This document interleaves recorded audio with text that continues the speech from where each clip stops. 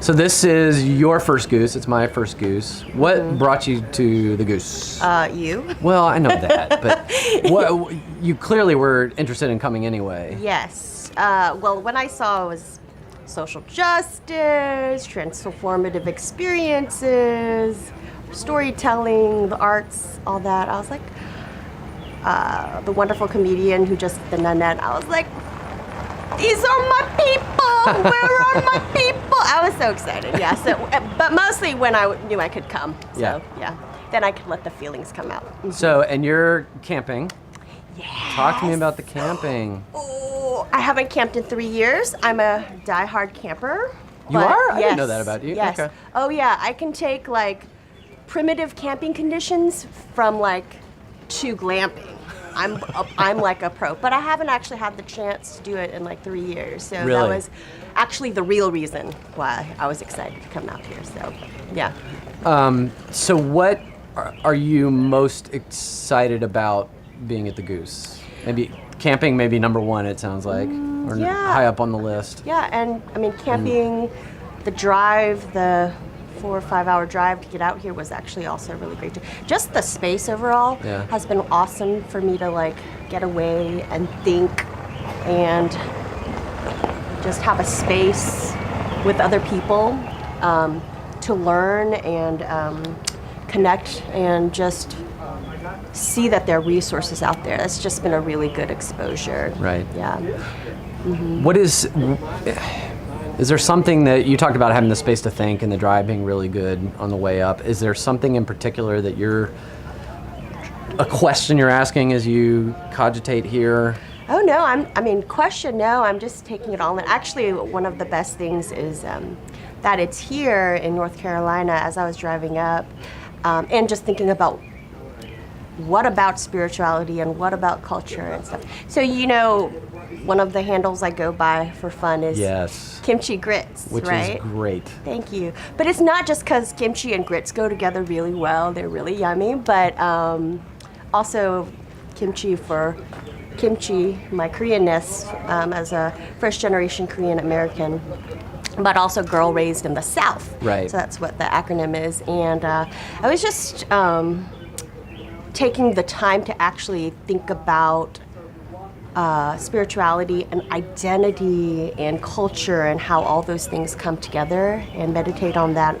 And one of the best things of coming up and starting to see the mountains as it took me back to all the times where I'd connected to the mountains. I think I told you that I went to Young Harris College. That was my first school. Right. And as a suburban kid, it was a great immersion in, Appalachia and stuff.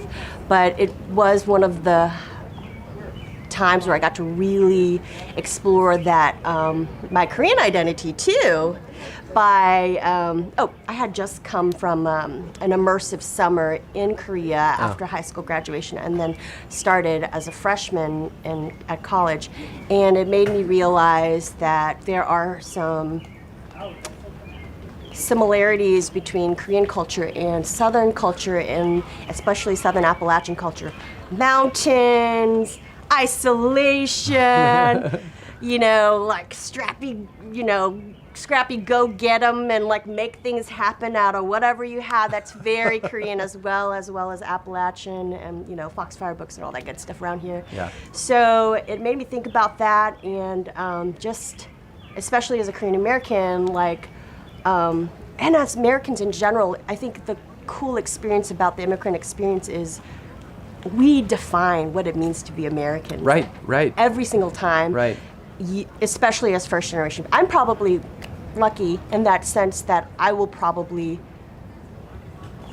am very conscious of that everything that I am thinking or defining as being an American for myself is a complete construct, as well as being Korean, because that's a complete construct for me as well. Interesting. Yeah, so I'm making these connections up, I know it, but at the same time, I'm looking for something that feels authentic and tested and real to me. So, well, I think that's great because I'm very aware that a lot of the awareness on the left, take that construct as however you want, is largely constructed around racial identity, and by that I mean African American and white.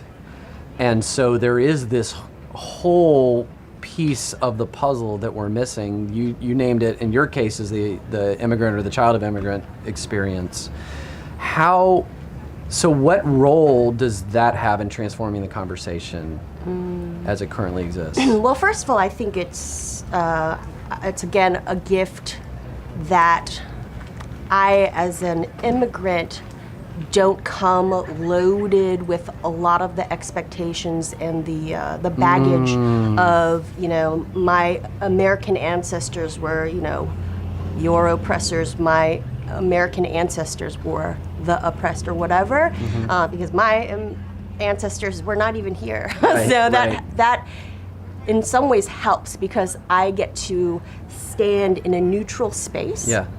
Though that is not real. It's not real, yeah. But yeah. I do get to preserve that, and in some ways I tend to be able then, if people are willing to engage, be that kind of bridge space and safe space. It's funny, I mean, it depends on who you're with, but there's that, and then because I know, and I'm very conscious that, I guess it's a two-edged sword, that so much of what we feel and think are constructs, I have an optimism that we can overcome the kinds of baggage and the damage and the things because we have the ability to create new meanings. And it is a matter of agreement, and coming to that agreement, coming to that affirmation, coming to that even internal sense of authenticity. Yes, that is real work. Right.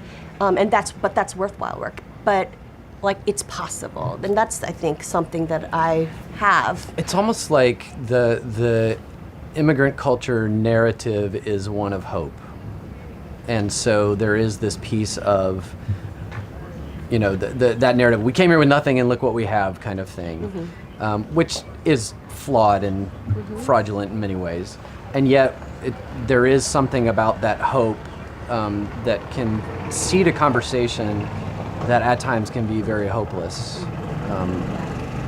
Yeah, I agree with you, and I like to make sure that I kind of tweak my parents' story of that, which is very much not my parents, but their generation's experience, which is often about material optimism, Right, right, exactly. and yeah. Financial possibilities. But really, I think for me, as a first-generation American, it's often been about identity. What are the possibilities of identity? Because that's what I feel I have most for myself. I guess that's just important to me. But yeah, I think that's something that is something I like to focus on. Let's move that conversation. We're talking about America writ large. Let's move that here to the Goose. Yeah. What does that possibility present here at the Goose? Oh my gosh. So, like I said, I've been thinking more deeply kind of about my own personal identity. I guess I don't get to do that as much when I'm serving or advocating for others or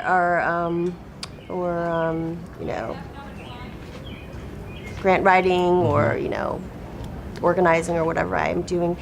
But I was just having this great meditation this morning about spirituality and gender, or specifically Mary, Mother of Jesus, and just how the Immaculate Conception and just how God is in some ways a sexual being, and how just there's so many wonderful seminars here about sexuality, for instance, and that got me thinking, anticipating that, and just creating the space to direct my attention also to scripture and just ask, what was it that God was doing when God manifests in the world and chose to do it this particular way? And it was just really encouraging, just to think. I've been thinking about that a lot, as well as even Jesus's appearance in the world in a very extremely patriarchal culture, and the choices that God incarnate made about not engaging in the patriarchal, like, you know, acquisitions and markers and symbols of you know, the elite or you know, who is a person who had arrived. Jesus didn't embody all of it. He was unmarried, you know, was nomadic, didn't, you know, all the things, you know, like Key instances where he spoke to women as equals and scandalized even the disciples. Yes. So all those things, it's just, it's been very encouraging to not only personally have the space, but know I'm here with people who are thinking about those things as well, and we're creating space with each other to like, to be open and like, who are listening and seeking to hear more revelation about those things. I think there was a sign out there